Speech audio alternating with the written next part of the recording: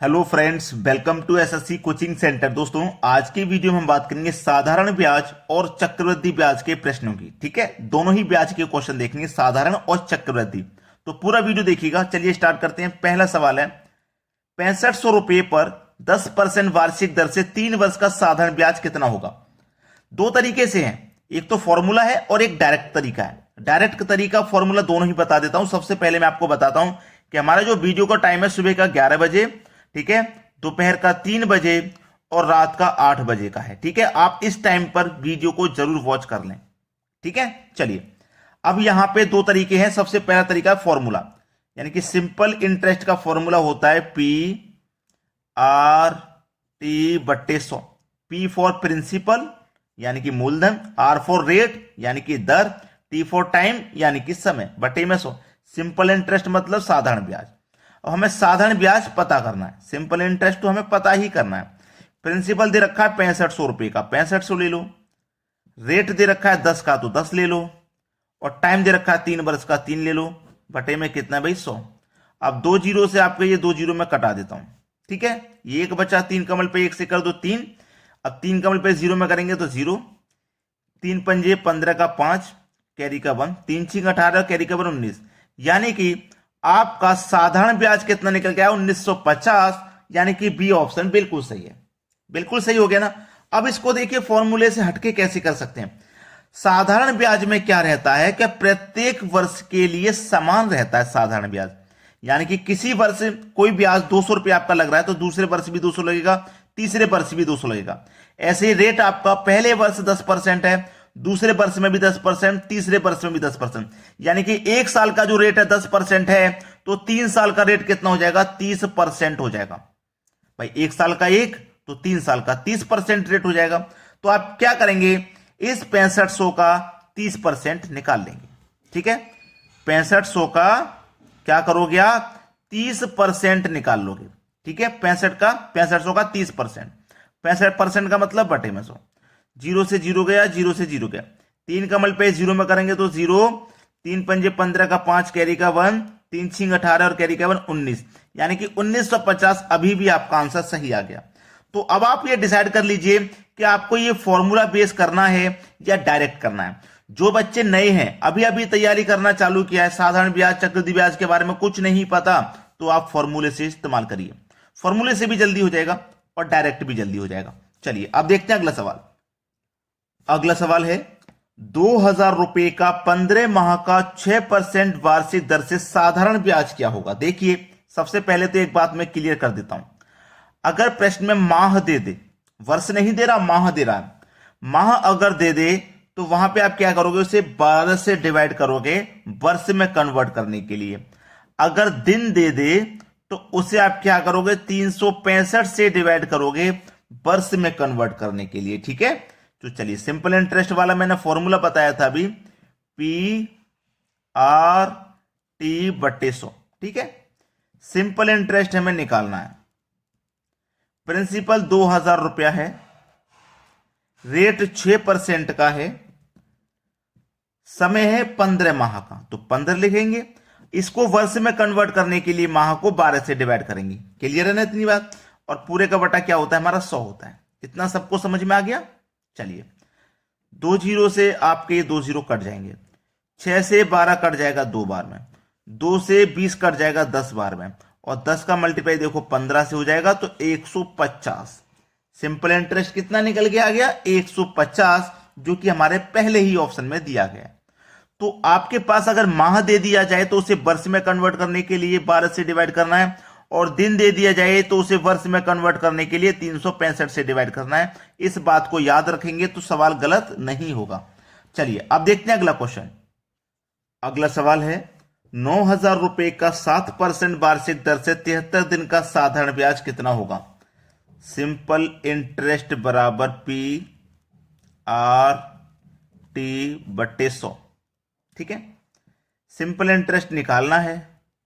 Principal 9000 रुपया है, rate आपका 7% है, और टाइम 73 दिन का है। और देखिए मैंने आपको बता चुका हूं कि अगर आपको महीना दे दिया जाए तो उसे वर्ष में कन्वर्ट करने के लिए 12 से डिवाइड, और अगर दिन दे दिया जाए तो फिर 65 से डिवाइड, पिछले ही क्वेश्चन बताया था। और पूरे का बटा ये क्या है आपका 100 है। अब इसको सॉल्व कर लीजिए। 2 जीरो से आपके ये 2 जीरो में पहले कटा देता हूं। 73 से 365 ये 5 बार में कट जाएगा। और 5 से 90 18 बार में कट जाएगा। 18 का मल्टीप्लाई 7 से होगा, कर दो भैया। 18 का मल्टीप्लाई 7 से हो जाएगा तो ये हो जाएगा 126। यानी कि सिंपल इंटरेस्ट आपका कितना निकल के आया है 126, जो कि आपके सी ऑप्शन में मिल जाएगा। सवाल खत्म। सभी को समझ में आ गया। चलिए अब देखेंगे अगला क्वेश्चन।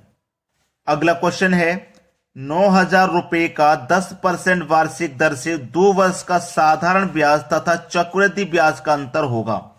देखिए, साधारण ब्याज और चक्रवृद्धि ब्याज का अंतर या तो 2 वर्ष का पूछा जाता है या फिर 3 वर्ष का।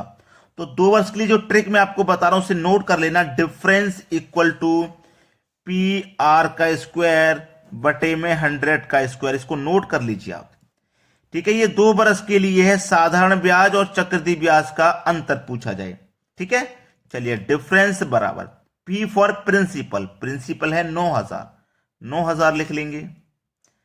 आर फॉर रेट, रेट है आपका 10% का, यानी कि 10 का स्क्वायर कर देंगे तो कितना हो जाएगा 100 बटे में 100 का स्क्वायर कर देंगे तो 100 का स्क्वायर हो जाएगा 10,000। 2 जीरो से 2 जीरो कट गए और 2 जीरो से ये वाले 2 जीरो कट गए तो 90 का मल्टीप्लाई 1 से होगा तो केवल 90 ही बचेगा। यानी कि डिफरेंस आपका कितना निकल के आ गया 90 रुपया। यह हो गया आपका सही जवाब। ठीक है, 90 रुपया, जो कि हमारे बी ऑप्शन में दिया गया। तो 2 वर्ष के लिए इसको आप नोट कर लीजिए। अब देखते हैं अगला सवाल। अगला सवाल है 12,000 रुपए पर 2 वर्षों का साधारण तथा चक्रवृद्धि ब्याज का अंतर 30 रुपए है तो ब्याज की वार्षिक दर है। दर पूछ रहा है। देखिए, दर निकालना सभी बच्चों को नहीं आता है, तो कैसे निकाला जाता है उससे आप सीख लीजिए।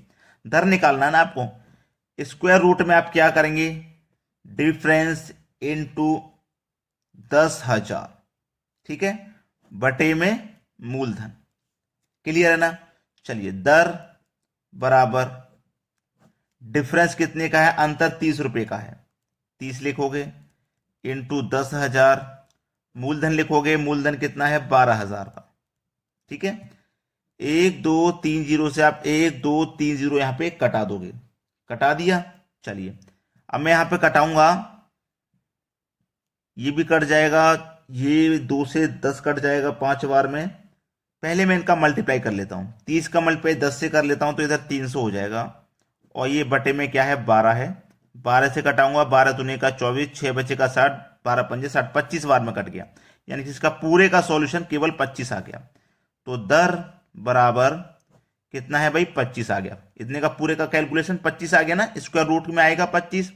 अब 25 का स्क्वायर रूट कितना होता है आप जानते हैं 5। तो दर क्या निकल के आया है 5% का, जो कि हमारे बी ऑप्शन में दिया हुआ है। क्लियर है ना सभी को, कोई दिक्कत यहां पे किसी को बिल्कुल भी नहीं होगी। चलिए अब देखते हैं अगला सवाल।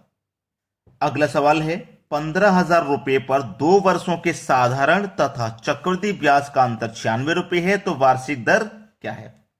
अभी अभी मैंने दर निकालना ही बताया है आपको, आसानी से आप निकाल सकते हो दर। ठीक है, क्या बताया मैंने, दर के लिए डिफरेंस इंटू 10,000 बटे में मूलधन, यही तो बताया।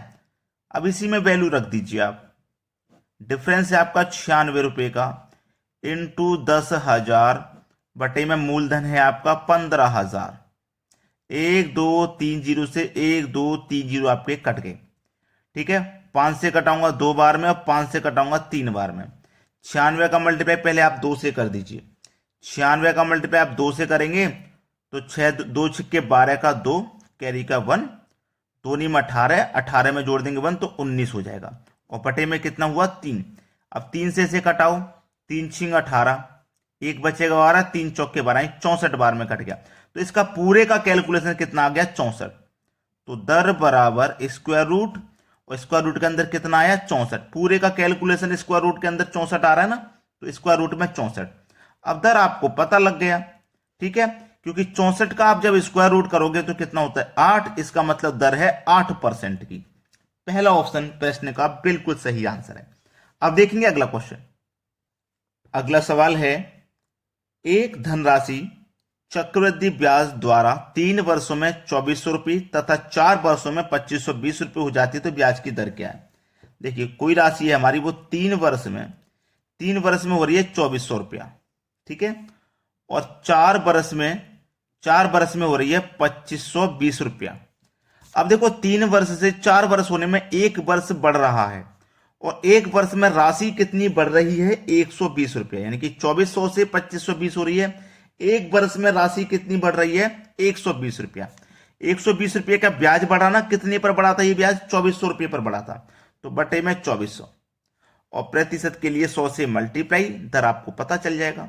2 जीरो से आपके ये 2 जीरो कट जाएंगे, कट गए ना, और 24 से कट जाएगा 120 5 बार में, यानी कि जो दर है वो कितने का है 5% का।